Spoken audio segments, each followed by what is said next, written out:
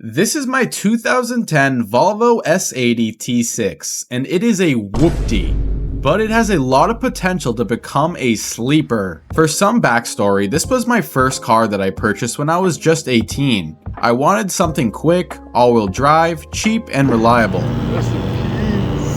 I knew that Volvos were a headache to work on, but I didn't care because I wanted something unique compared to the regular car scene.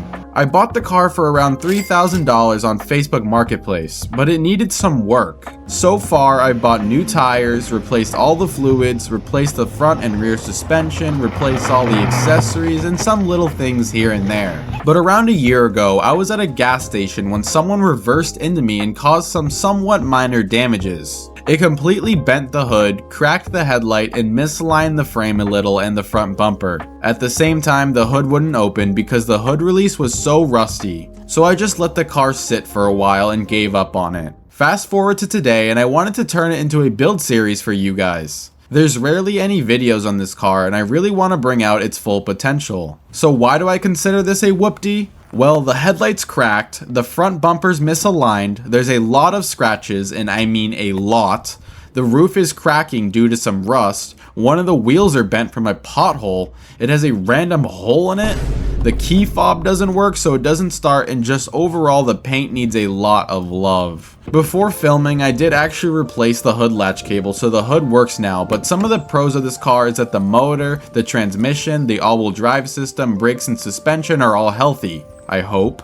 But coming back to the engine, this is a 3-liter transverse inline 6-cylinder with a turbo. The engine makes 281 horsepower and 295 foot-pounds of torque and has a 6.5 second 0 to 60, which isn't bad. But before you comment, why didn't you get the famous V8? Well, the V8 has no aftermarket support and it's still not that quick. This T6 was used in a lot of models like in the S60, so it has a decent amount of aftermarket support. And it's a turboed engine, so it'll be much easier to make more power than the V8. I want my future V8 car to be something that can actually make some real power, but since this car is my daily, I went with the T6. So today what we're going to address in this video is try to get the car running and fix these horrendous headlights. First things first, I gotta remove the headlights. We open up the hood and now we just have to remove these two metal things holding the headlight in place. Now we just pull out the headlight and it comes right out. Then we got to remove this connector, which can be pretty hard sometimes, but it's pretty easy. And here it is, here's the headlight. Pretty easy to get out. Then I'm just going to wrap this connector up just in case it rains. And then I'll do the other headlight, it's pretty simple. And here's the cracked headlight. Instead of buying a new headlight, we're just going to cut out the old lens and replace it with a new one I bought on eBay. So I ordered some stuff and I got some masks to not breathe in microplastics. Then I got some new LED bulbs and I got a heat gun because you're going to need a heat gun for this job. I got some rotary blades and some glue to attach the new lens. I got the broken headlight here and I'm going to cut around the edges to remove this old lens.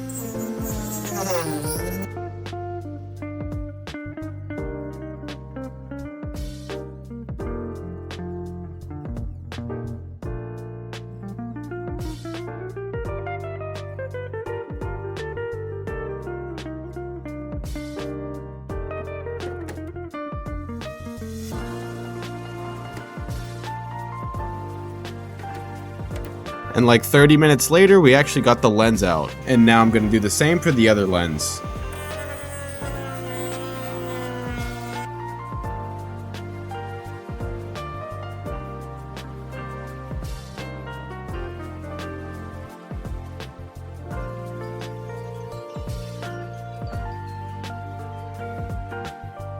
Cutting off these lenses took a long time. For each of them, it took like 30 to 40 minutes, but we got both of them out now. So this reflector piece connects to the lens and we're just going to take it out and inspect it for any damages, and I'm going to repair the other one as well. Shout out to my cat. So I had to remove the extra lens pieces around the edges using a heat gun and a screwdriver. This took like over an hour for each side just because I was trying to be careful to not break anything, and that factory glue was extremely strong. Here's the broken lens reflector that's going to need to be glued back together.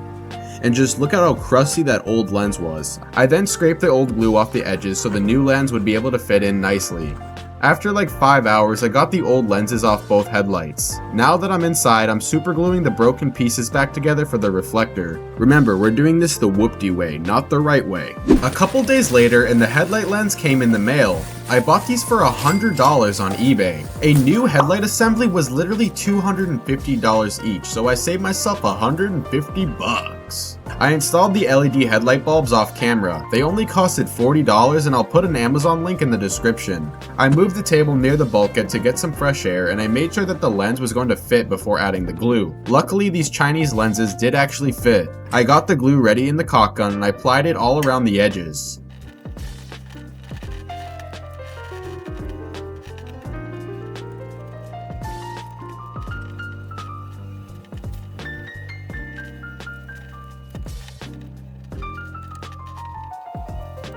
Then I quickly attached the lens and made sure it was secure.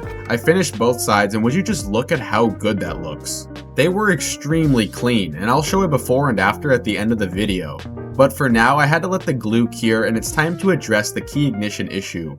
So what do I mean by key ignition issue? Well, before I let the car sit, the key ignition wouldn't let me insert the key, most likely due to a bad motor that's supposed to suck the key in. Very over-engineered design, probably because it's a Volvo. To get the ignition out, I have to remove the dash and it's only 4 Torx screws to remove. I got the dash out pretty quickly. This is the connector for the dash, but next I have to remove this screw to get out this air vent pipe. Now that I got this long black pipe out of the way, I can get behind the key ignition. It's only 3 bolts to remove.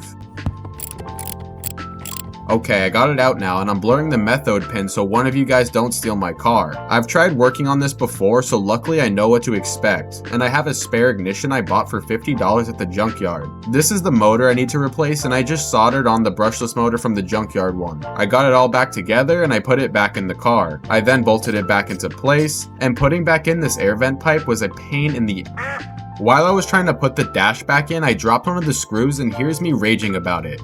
This thing so f***ed up. I dropped it in the bus. Luckily, I recovered the screw, so I got the dash back into place and secured it using a screwdriver. The headlight glue finally cured, and now it's time to show you what they look like back on the car.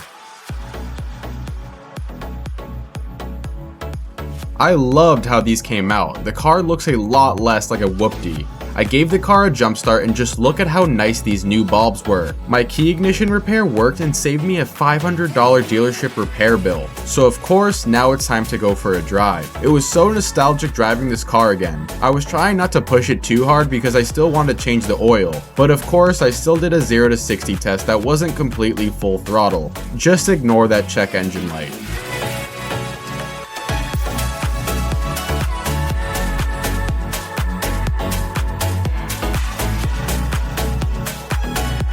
In the next video, we're going to address that check engine light, give this car some new suspension and wheels, and possibly give it a custom exhaust setup because just listen to how quiet this thing is.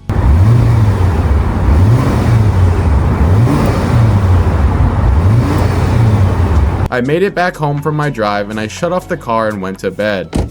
Here's the before and the after. I hope you enjoyed this video and please consider helping me get to 100,000 subscribers as we're almost there. Feel free to comment some suggestions on what you think this car needs, and thanks for watching.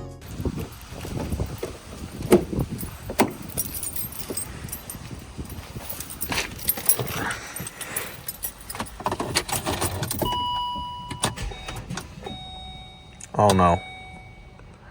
Oh no.